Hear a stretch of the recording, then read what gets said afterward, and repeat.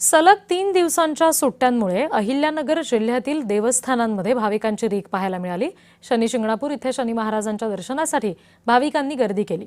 गर्दीचा अंदाज घेऊन मंदिर व्यवस्थापनाकडून भाविकांसाठी सोयीसुविधा उपलब्ध करून दिल्या गेल्या। आमचे प्रतिनिधी गिरीश रासकर या संदर्भात आपल्याला आणखी तपशील देत आहेत, बघूया। सलग आलेल्या सुट्ट्यांमुळे अहिल्यानगर जिल्ह्यातील श्री शनी शिंगणापूर येथे भाविकांनी दर्शनासाठी मोठी लाईन केल्याचं आपल्याला पाहायला मिळत आहे। गर्दी जी आहे ती मोठ्या प्रमाणात सकाळपासूनच पाहायला मिळत आहे।